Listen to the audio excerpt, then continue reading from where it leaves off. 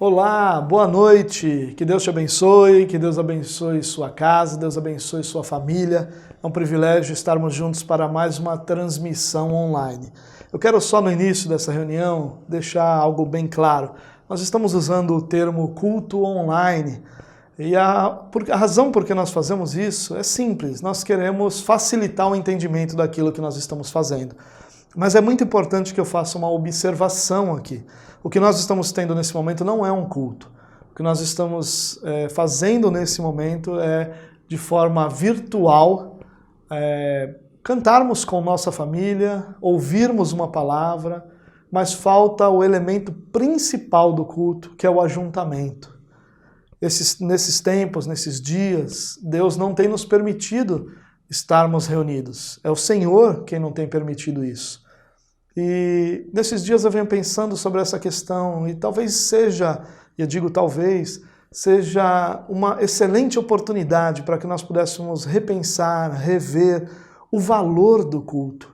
Como é bom, como seria bom se nesse momento nós estivéssemos nos abraçando, orando juntos, cantando juntos. Você teria chegado na igreja agora, tomado um cafezinho, cumprimentado muitos irmãos, já teria rido com alguns, já teria abraçado e matado a saudade de outros. Estaria sendo um momento muito valioso, porque o culto estaria começando e nós estaríamos levantando as mãos para os céus, louvando a Deus, agradecendo ao Senhor por tudo que Ele é e por tudo que Ele tem feito.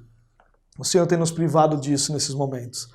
E tem nos privado disso por sua soberana vontade. Mas o que para nós importa não é compreender a razão do porquê isso está acontecendo dessa forma. O que realmente nos importa é que a gente possa pensar sobre quantas vezes nós deixamos de participar de um culto por motivos tão tolos, tão simples, e agora nós gostaríamos muito de estar reunidos, gostaríamos muito de estar juntos. Isso não nos é possível hoje, mas tenho certeza que logo que todas essas lutas passarem, nós vamos poder nos reunir e o culto vai ter outro significado. Aí sim nós estaremos cultuando.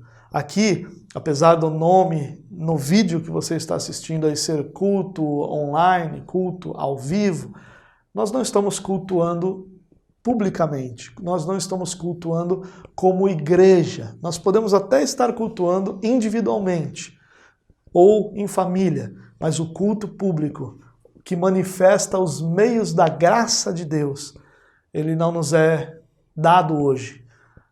O Senhor não nos concedeu isso hoje, mas nós esperamos que logo nos será concedido e nós vamos poder louvar ao Senhor juntos, nos abraçar, nos amar e exaltar aquele que tem cuidado de todos nós. Mas isso não quer dizer que você não deva assistir esse vídeo. Não é culto, eu vou parar. Não, é o seu culto ao Senhor, não é o nosso. Meu e seu juntos, porque eu queria estar te abraçando agora, cantando junto com você, louvando ao Senhor junto com você, talvez trocando o cálice da ceia, mas estamos juntos aqui. Isso não quer dizer que o Senhor não nos abençoará, não, isso quer dizer que nos falta aquele detalhe tão valioso que o Senhor nos deu, os nossos irmãos, a nossa família.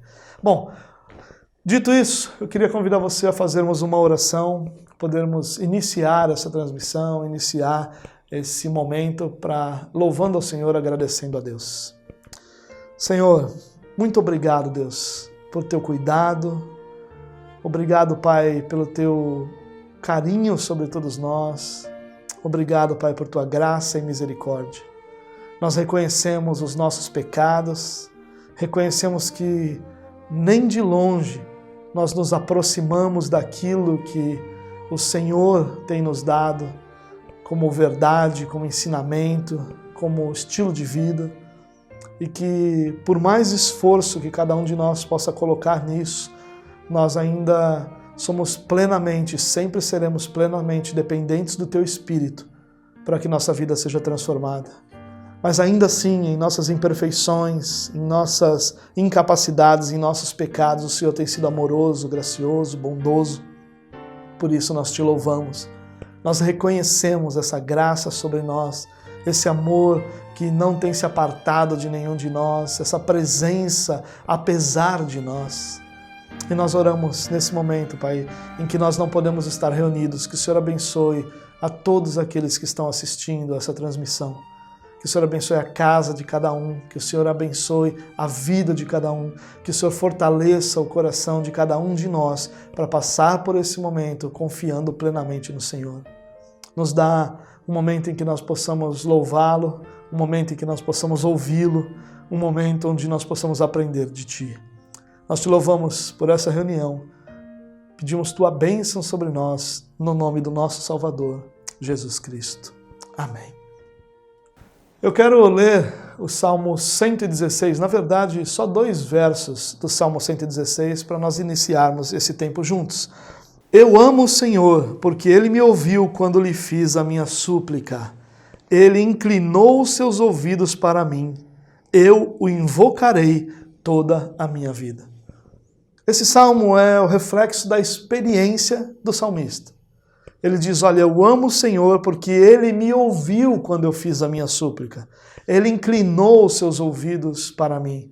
Por isso, eu o invocarei por toda a minha vida. Grande lição para nós, nesse início de reunião. Ele expõe aquilo que Deus fez. E o que Deus fez? Deus o ouviu. Deus o ouviu quando ele o invocou, quando ele o buscou, quando ele clamou. Deus inclinou os seus ouvidos às suas petições. O Deus criador de todas as coisas dedicou aquele tempo a inclinar os seus ouvidos e dar plena e completa atenção ao clamor do seu Filho. Essa é a nossa esperança, que a nossa oração ela não é feita no vácuo.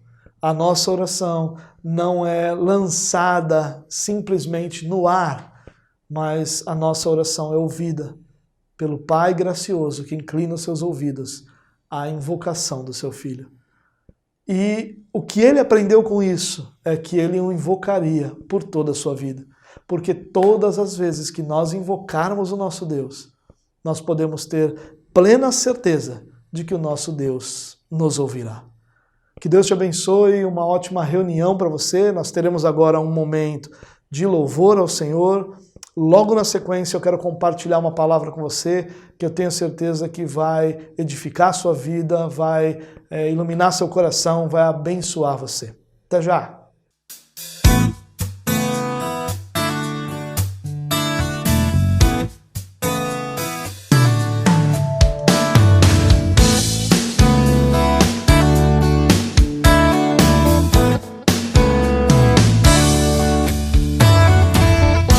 A graça de Jesus que me faz caminhar,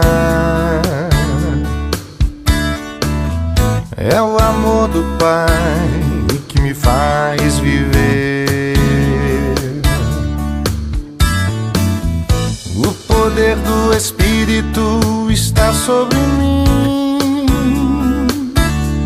e me faz vencer. Faz vencer. É a graça de Jesus que me faz caminhar,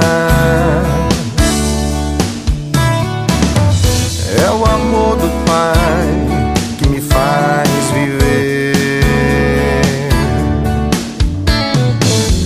o poder do Espírito está sobre mim, faz vencer, e me faz vencer. Não há nada no mundo maior que o meu Deus. Todo o universo está em suas mãos. Ele é o Alfa e o Ômega.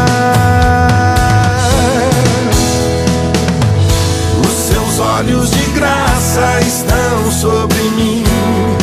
Ele se importa e me conhece bem. Ele é o Deus da minha vida, da minha vida.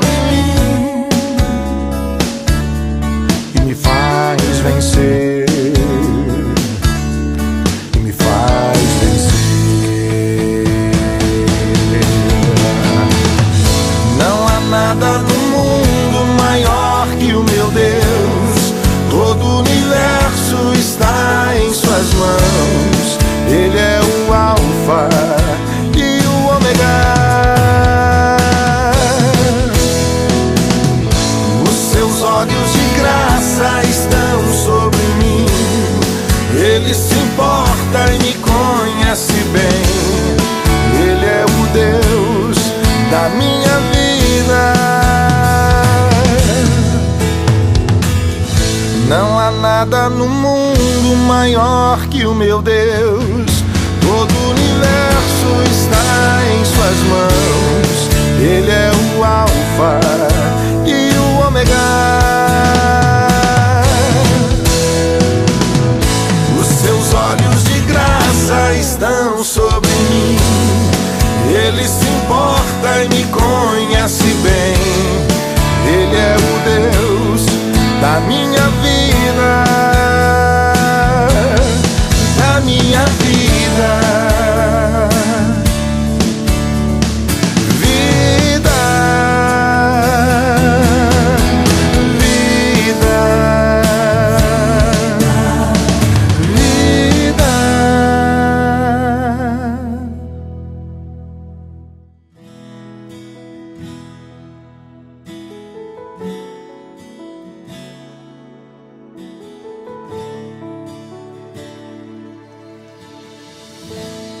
Aquieta minha alma,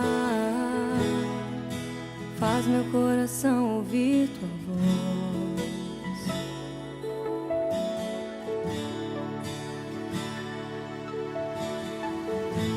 Me chama pra perto,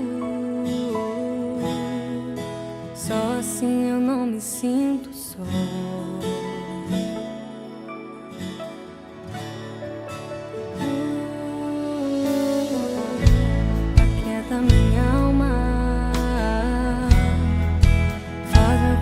Ouvir tua voz.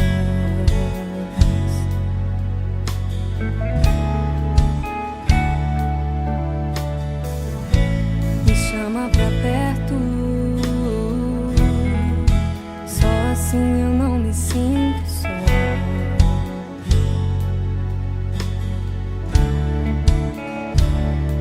Porque na verdade eu descobri que tudo que eu preciso está em ti. Mas meu coração é teimoso demais pra admitir. Sei que depender é como viver perigosamente, mas eu preciso acreditar e confiar no que você me diz. Aquieta minha alma, meu coração ouvir tua voz.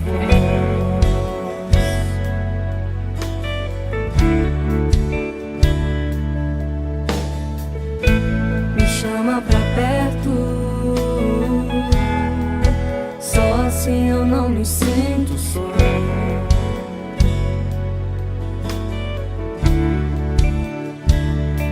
Eu sei que mesmo sem entender você está no controle, então me esconda no teu coração, me amarre a ti, pra eu não desistir. Eu não quero mais fugir da tua vontade pra mim. Eu sei que vai ser difícil, mas você estará sempre comigo. E mesmo que minha alma grite, tente me fazer voltar atrás, eu vou confiar, eu vou descansar, me lançar no teu amor,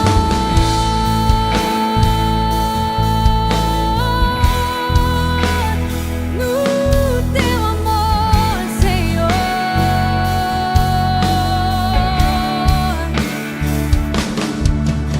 O tempo não pode apagar, as muitas águas nunca levarão o amor que você sente por mim. Eu sei que tudo vai se cumprir. O tempo não pode apagar, as muitas águas nunca levarão o amor que você sente por mim. Eu sei que tudo vai se cumprir. Vai ser difícil, eu sei, largar tudo por você, mas eu sei que quando eu em desistir, você estará ao meu lado, me segurando, me assegurando de que tudo vai ficar bem, tudo vai ficar bem. Vai ser difícil, eu sei, largar tudo por você, mas eu sei que quando eu pensar em desistir, você estará ao meu lado, me segurando, me assegurando de que tudo vai ficar bem, tudo vai ficar bem. E se eu cair, a tua mão me levantará. E se eu chorar, toda lágrima você enxugará. E se eu cair, a tua mão me levantará. E se eu chorar, toda lágrima você enxugará. Então vem e aquieta minha alma, faz meu coração ouvir tua voz.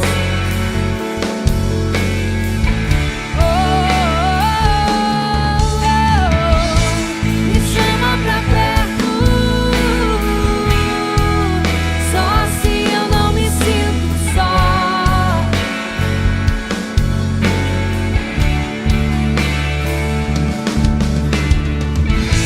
Aquieta minha alma, faz meu coração ouvir tua voz.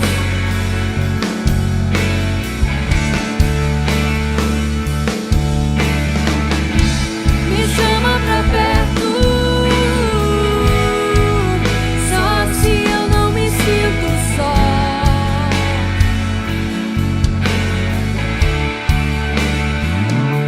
Porque na verdade eu descobri que tudo que eu preciso está em ti, mas meu coração é teimoso demais pra admitir.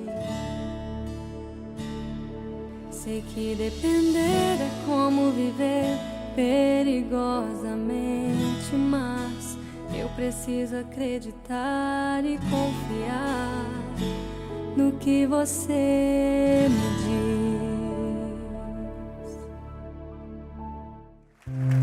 Toda dor é por enquanto.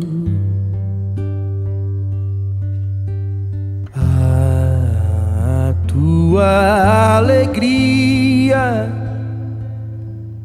daqui até o fim e eternamente.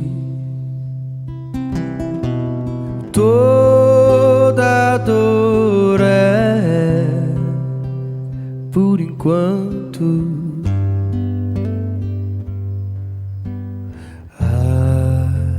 A tua alegria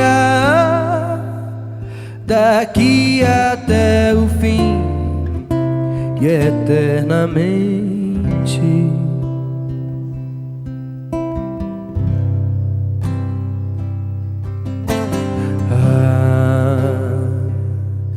A alegria verá meu rosto sem lágrimas, verá raiar o dia que Jesus Cristo irá voltar nas alturas,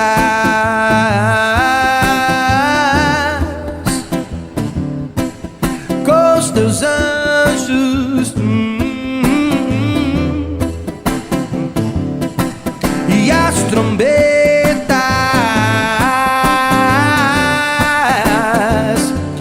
anunciando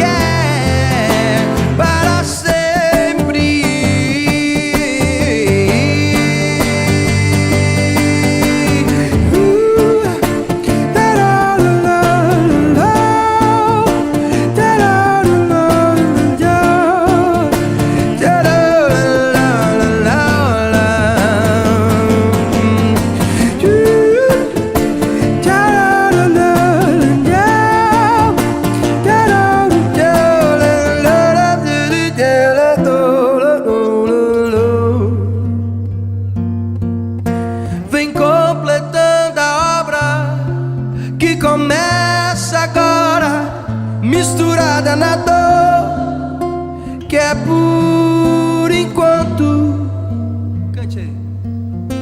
Vem completando a obra que começa agora, misturada no amor que é para sempre.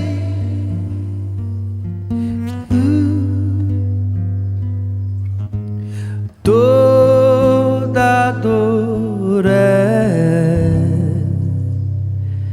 por enquanto. A palavra que eu quero compartilhar com você hoje está no livro do profeta Jonas, livro esse que tem muitas lições para nos ensinar, um livro que certamente edifica muito a nossa espiritualidade.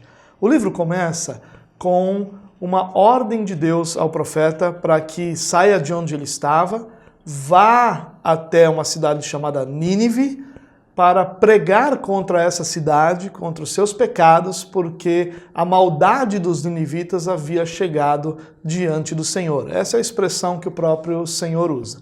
Jonas, ao invés de obedecer ao Senhor, ele encontra um barco, um navio que está indo para uma outra direção, compra uma passagem e ruma para essa outra direção. Enquanto Jonas estava nesse navio, ele vai ao porão, vai dormir, está tranquilo, como se nada estivesse acontecendo de errado em sua vida, mas Deus envia sobre esse barco uma enorme tempestade. Todos os tripulantes e os que estavam no barco ficaram muito apavorados, tentavam descobrir o que estava acontecendo, oravam cada um ao seu Deus, até que eles descobrem que Jonas era judeu, e que estava fugindo do Deus criador de todas as coisas. Eles ficam então ainda mais apavorados e nesse apavoro que eles estão experimentando ali, eles resolvem jogar Jonas para fora do barco. Fazem uma oração dizendo: Senhor, a gente não gostaria de fazer isso contra uma pessoa, mas nós precisamos nos livrar dele para que a gente possa sobreviver. E eles fazem isso e no momento em que Jonas cai no mar, a tempestade se acalma e eles então louvam a Deus, percebem ali que Deus havia sido satisfeito em sua justiça e o próprio Deus envia um grande peixe que engole Jonas. E Jonas permanece 3 dias e 3 noites no ventre desse grande peixe. O capítulo 2 inicia com a oração, na verdade todo o capítulo 2 é a oração de Jonas no ventre desse grande peixe. E Jonas ora, de forma resumida, por sua salvação, reconhecendo seus pecados, reconhecendo a soberania de Deus e pedindo ao Senhor que lhe perdoe os seus pecados e lhe conceda salvação. O capítulo 2 termina com o relato de que Deus então ordena ao grande peixe que vá até um lugar seco, provavelmente uma praia, o que o peixe faz, e ali então Jonas é expelido. No capítulo 3, nós encontramos Deus mais uma vez ordenando Jonas para que vá à cidade de Nínive. E Jonas então agora obedece ao Senhor, mas não ainda de coração pleno ou com alegria em seu coração. O texto bíblico diz que Nínive era uma cidade muito grande e que 3 dias eram necessários para que se percorresse toda essa cidade. Jonas faz isso em um único dia. Ele não usa os 3 dias que eram necessários, ou seja, isso demonstra que ele se apressa nessa passagem pela cidade, provavelmente até mesmo correndo, e ele anuncia uma mensagem de juízo de Deus. Essa mensagem tem apenas 5 palavras em hebraico, apenas 5 palavras. Daqui a 40 dias, Nínive será destruída. Claro, em português nós temos um pouco mais de palavras, mas essa era a mensagem. Daqui a 40 dias, Nínive será destruída. Capítulo 3, versículo 4. E o que acontece? Os ninivitas creem nessa mensagem, uma mensagem que é exposta de forma desleixada, uma mensagem que é exposta com má vontade, uma mensagem que é exposta apressadamente, e os ninivitas creem. Se arrependem dos seus pecados, proclamam um jejum, buscam a Deus uma tentativa de que Deus os perdoasse e tivesse misericórdia deles. O que acontece? Deus tem misericórdia dos ninivitas, Deus traz salvação àquela cidade, Deus perdoa os seus pecados. E aí nós vemos na sequência, finalizando o capítulo 3, já entrando no capítulo 4, Jonas irado com isso, dizendo, Senhor, é por isso que eu não queria ir, porque eu sei que o Senhor é um Deus misericordioso. Óbvio que fica muito claro que Nínive tinha, o povo de Nínive tinha realizado obras que muito incomodavam, faziam com que Jonas os odiasse. A história conta que os ninivitas realmente muitas vezes maltrataram, mataram muitos judeus, e Jonas, sabendo dessas histórias, talvez até tendo experimentado alguma delas, odiava esse povo e cria que esse povo deveria ser condenado. Quando Deus traz salvação àquela cidade, Jonas fica muito entristecido, muito enfurecido, muito triste, frustrado diante de tudo aquilo que estava acontecendo. E Deus, então, faz algo para tentar mostrar a Jonas o que estava acontecendo ali. Jonas, então, prepara para si um local para que ele pudesse ficar, uma espécie de tenda, de cabana, e Deus faz com que uma árvore cresça ali para dar sombra a Jonas. E Jonas passa aquele dia debaixo da sombra dessa árvore, com muita tranquilidade, olhando para Nínive, né, para ver o que iria acontecer com a cidade, mas passa o dia em paz. À noite, Deus envia uma lagarta que destrói essa árvore. E no dia seguinte, Deus envia então aquilo que nós conhecemos como mormaço, né, ou vento oriental, um vento quente que fez com que Jonas quase desmaiasse. E aí a oração de Jonas é, Senhor, eu não aguento mais, eu prefiro a morte. Eu quero morrer, eu quero que o Senhor me leve.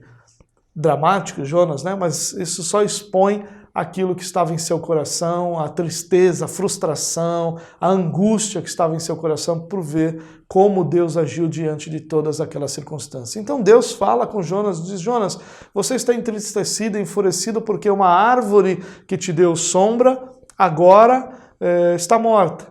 E você nem fez nada por essa árvore, não a plantou, não a regou, não a fez crescer e você está todo triste. Quanto mais deveria eu me entristecer por causa dos ninivitas, um povo que não sabe diferenciar a mão esquerda da direita, ou seja, um povo que não sabe nada da sua espiritualidade, precisava que eu enviasse alguém até lá para que eles soubessem que há uma mensagem de juízo, de justiça e de salvação sobre eles. Não teria eu essa compaixão com os ninivitas? É assim que termina o livro de Jonas. Nós não sabemos o restante da sua história, não somos informados, até porque as Escrituras têm como prioridade nos ensinar verdades eternas e não contar histórias, mas nesse livro nós encontramos muitas lições para a nossa vida, muitas delas. Jonas acaba se enfurecendo ali porque achou que era injusta aquela circunstância, mas nós, quando olhamos para uma situação como essa do livro de Jonas, temos muito a aprender. E é isso que eu gostaria de compartilhar com você hoje. Algumas lições da vida e do ministério de Jonas. Antes de começar, portanto, a tratar dessas lições, eu gostaria apenas de, dentro desse terceiro capítulo, onde Jonas passa meio que correndo por aquela cidade, anunciando uma mensagem curta, mal feita, mal falada, mal pregada. Ou seja, Jonas foi realmente alguém que fez muito mal feito aquilo que deveria ter sido feito. Porém, mesmo nessa má vontade de Jonas, Deus salva aquela cidade. E aqui tem uma nota importante para nós. A salvação é algo que cabe exclusivamente ao Senhor. A nossa capacidade de anunciar essa mensagem de forma perfeita, ela é inexistente. Por mais que nós nos esforcemos e devemos nos esforçar, isso de forma alguma o que eu estou dizendo é algo que justifica o que Jonas fez. Não, de forma alguma. Mas ainda que Jonas tivesse preparado o melhor sermão que ele pudesse preparar, ainda que Jonas estivesse pregando com a melhor oratória que fosse possível, ainda que Jonas se dedicasse com todo o seu corpo, coração, alma àquela atividade, nada disso seria suficiente para trazer salvação. A salvação é uma obra de Deus sobre a vida daqueles que Ele quer salvar. Deus salvou aquela cidade, porque desde o início a sua intenção era enviar um profeta que os chamasse ao arrependimento, que anunciasse juízo e os conduzisse à graça e à misericórdia de Deus. Isso é algo muito importante para nós pensarmos, irmãos. Deus é aquele que realiza a salvação.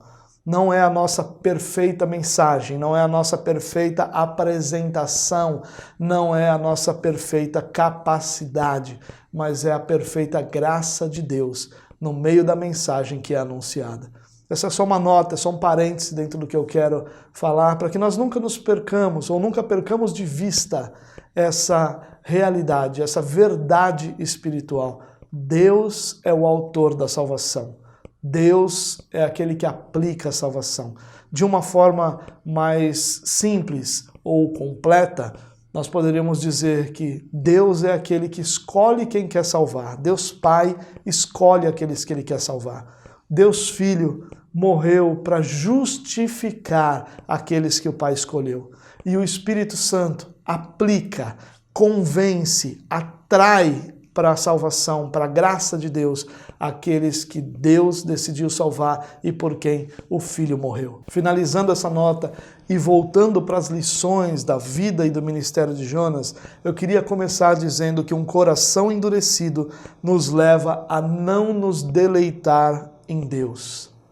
Um coração endurecido, um coração que foi machucado, maltratado, frustrado, que ficou endurecido por causa das lutas, das angústias, das dores da vida, é um coração que não consegue se deleitar, se alegrar, desfrutar de Deus. O coração endurecido ele não é ensinável. Um coração endurecido ele é fechado em suas convicções. Assim era o coração de Jonas. Ele era um coração endurecido, possivelmente pela história que ele tinha ou conhecia com os ninivitas. Por isso ele não se permitiu ser ensinado pelo Senhor de que a misericórdia ela está ao lado da justiça. Ela não sobrepõe a justiça no sentido de ignorá-la, mas ela vence todas as barreiras para que Deus possa ser justificado, ou melhor, a justiça de Deus possa ser satisfeita e o homem então possa ser justificado. Jonas não conseguia entender isso. Jonas estava tão fechado nas suas convicções de que deveria existir punição para os ninivitas que ele não conseguia sequer enxergar a possibilidade da graça de Deus alcançá-los. Deus está aqui realizando uma grande obra de salvação, mas Jonas está aborrecido. Quantas vezes Deus está fazendo grandes coisas ao nosso redor, mas nós estamos aborrecidos, porque essas grandes coisas não são aquilo que nós pensávamos que deveria acontecer, ou desejávamos que deveria acontecer, ou sonhamos que deveria acontecer. E aí nós nos frustramos. Assim nós encontramos Jonas com um coração endurecido, diante de uma grande obra de salvação. Milhares de pessoas foram salvas ali naquela circunstância. O capítulo 4 de Jonas diz que tem mais de 120 mil pessoas naquela cidade. Deus diz isso a Jonas. Mais de 120 mil pessoas viviam em Nínive. E Deus estava realizando uma maravilhosa obra de salvação. Jonas deveria estar se deleitando no Senhor, louvando ao Senhor. Jonas deveria estar alegre com a grande obra de Deus, mas não, ele estava aborrecido. E isso é um grande alerta para nós, irmãos, sobre quando as coisas não saem como nós gostaríamos. Mas nós sabemos que elas permanecem debaixo do controle de Deus. Mas às vezes esse controle, a forma como esse controle é exercido, nos aborrece.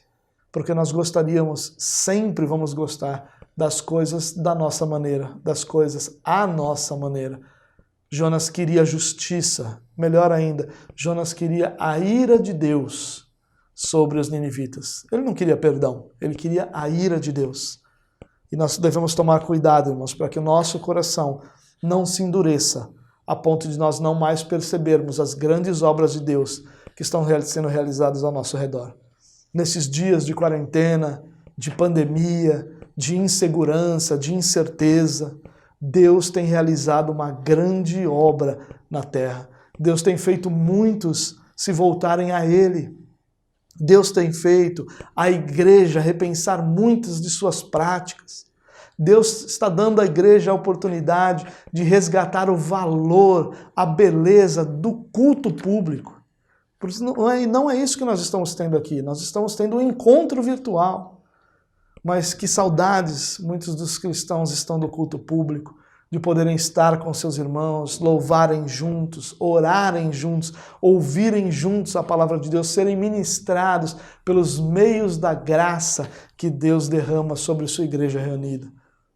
Deus está fazendo grandes coisas nesses dias.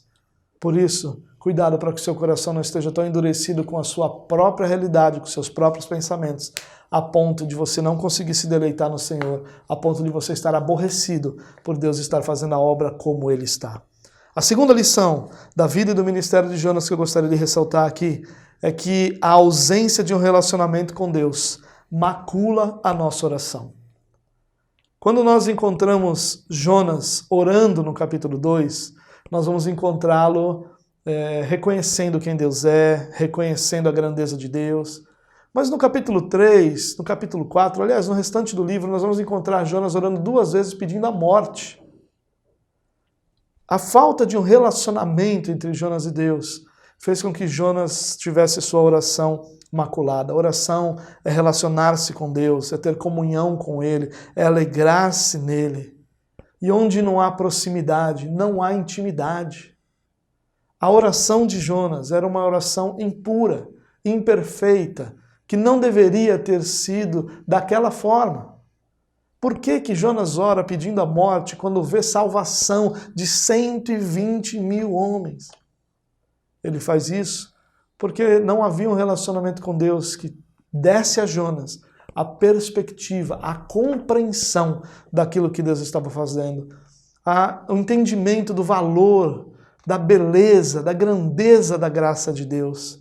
Jonas não conseguia enxergar nada disso. Jonas só conseguia enxergar seus próprios pensamentos sendo desfeitos, sua própria vontade sendo contrariada, e ele então se chateia porque não há intimidade. E não há intimidade porque não havia proximidade. Jonas era um profeta que ouvia Deus, mas que se posicionava à distância do coração desse Deus. Terceira lição da vida e do ministério de Jonas. Uma vida não submissa a Deus é vivida em frustração. Quero deixar isso bem claro. Uma vida não submissa a Deus é uma vida vivida em frustração. Quando Jonas não é submisso a Deus, ou seja, não o obedece, quando Deus pela primeira vez diz a ele, vá a Nínive, Jonas compra uma passagem de barco, de navio, para ir a Tarsis, para ir em outra direção. A desobediência de Jonas fez com que ele experimentasse uma enorme frustração. Ele se frustrou em todos os aspectos que você pode imaginar.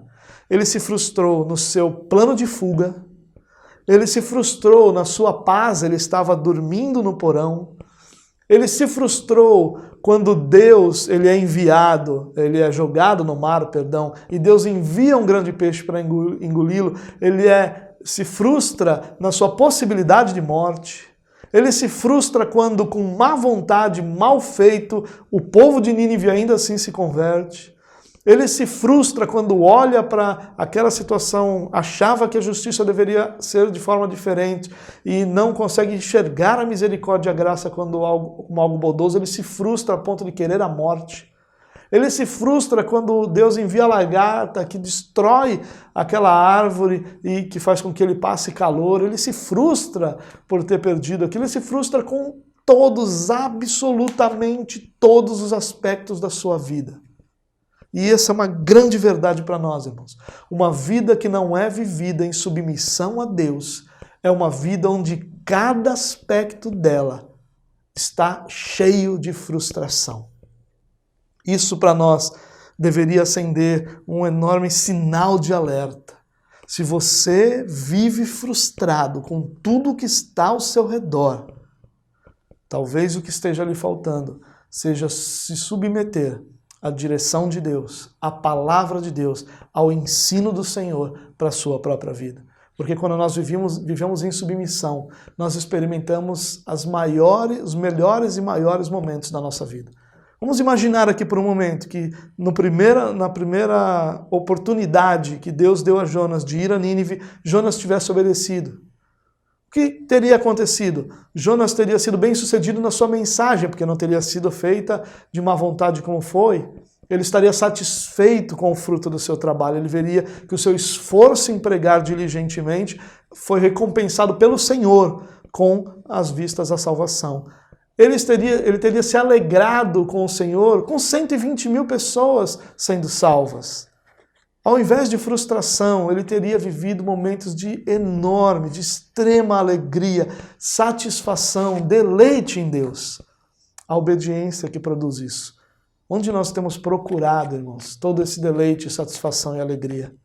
Somente na obediência ao Senhor nós vamos encontrar isso. Quarta lição que eu quero compartilhar com você sobre a vida e ministério de Jonas. Um coração endurecido nos aprisiona naquilo que nós somos. Deus, quando faz crescer a árvore e depois envia a lagarta para que a árvore seja destruída, Deus está dando ali a Jonas uma oportunidade de refletir sobre a sua vida e de se arrepender da sua forma de agir. Mas quando o seu coração está endurecido, quando o meu coração está endurecido, quando o coração de Jonas estava endurecido, esse coração se torna também prisioneiro daquilo que ele é. Não há mudança, não há transformação, não há crescimento. Um coração aprisionado é um coração travado. É um coração que não cresce, não se desenvolve, não amadurece. Isso é algo importante para nós. Uma vida presa a um coração endurecido é uma vida presa àquilo que a pessoa já é. Jonas não muda porque ele está preso. E quando ele não muda olhando para a sua própria frustração, ele permanece preso. É interessante isso porque é algo definitivo. Enquanto um coração estiver endurecido pela frustração, esse é um coração que está inerte, é um coração paralisado, é um coração que está como que congelado, sem nenhum tipo de vida e nem desenvolvimento. Isso é algo importante para a gente pensar, irmãos. Nós precisamos crescer, nós precisamos amadurecer, nós precisamos que a nossa vida se desenvolva. E isso nunca vai acontecer enquanto o nosso coração estiver endurecido pelas frustrações da vida. Em último lugar, um coração endurecido nos torna egoístas e loucos. Por que não dizer isso?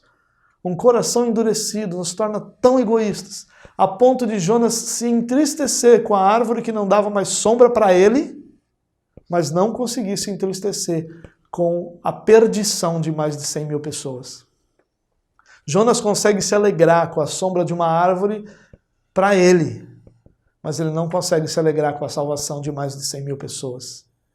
Um coração endurecido é um coração que nos torna o pior tipo de egoístas. É aquele egoísta que não sente a dor de quem está ao nosso redor. Não é apenas o egoísta que olha para todas as coisas pensando em como ele pode ter algum tipo de benefício daquilo, o que já não é maravilhoso. Mas é o pior tipo de egoísmo. É aquele egoísmo que não se importa com o sofrimento, com a dor, com a perdição daqueles que estão ao seu redor. Porque tudo que importa é a satisfação, o conforto, a tranquilidade do próprio egoísta. Jonas não estava nem um pouco preocupado se Nínive existiria ou não no dia seguinte. Se 100 mil pessoas, 120 mil pessoas seriam salvas ou destruídas. Se Deus traria transformação ou se Deus traria ira. Jonas não se importava com isso. A única coisa que importava para Jonas é se a árvore estava fazendo ou não sombra para ele. Se isso não é loucura, o que mais seria? Mas talvez você que pensou aí que Jonas é um tremendo de um tolo, um louco, você talvez não tenha pensado que nós fazemos isso o tempo todo, com realidades gigantescas ao nosso redor para as quais nós nem ligamos. E muitas vezes realidades minúsculas na nossa própria vida, nos causam tanta frustração. Às vezes é o refrigerante que não é o que nós gostamos. Às vezes é o horário que é meia hora mais cedo do que nós gostaríamos. Às vezes é o volume do som do vizinho que está alto demais ou que está baixo demais. Às vezes é a ligação na hora que a gente não queria. Todas as coisas que realmente podem incomodar, né? Mas nenhuma delas deveria nos frustrar, nos aborrecer, nos entristecer.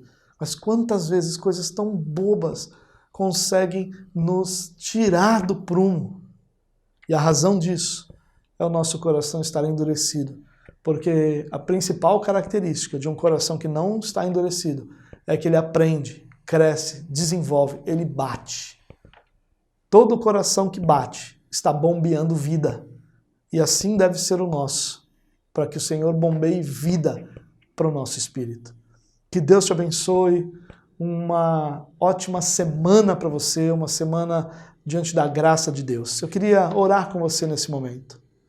Senhor, nós clamamos ao Senhor que nos conduza ao arrependimento, Deus, e que não permita que nós vivamos com um coração endurecido. Que o Senhor cumpra aquilo que o Senhor mesmo nos prometeu, de que tiraria o nosso coração de pedra e nos daria um coração de carne. Senhor, faz, Deus, com que a nossa vida seja uma vida de submissão, de amor, de deleite no Senhor. Essa é a nossa oração, Pai. Não porque nós temos acertado, porque nós temos feito tudo de forma correta, mas porque nós confiamos na obra do nosso Redentor, do nosso Senhor Jesus Cristo. Porque nós confiamos no Teu amor, porque nós confiamos na ação de nos conduzir ao arrependimento do Teu Espírito. Nos ajuda, Deus. Nos dá uma semana abençoada. Que essa próxima semana possa ser repleta de esperança e da certeza da Tua bondade. Que o Senhor nos abençoe, é a nossa oração. Que o amor do nosso Deus, a graça do nosso Senhor Jesus Cristo e as consolações do Espírito Santo estejam sobre a sua vida, hoje e para sempre. Que Deus te abençoe, uma ótima semana e até a próxima.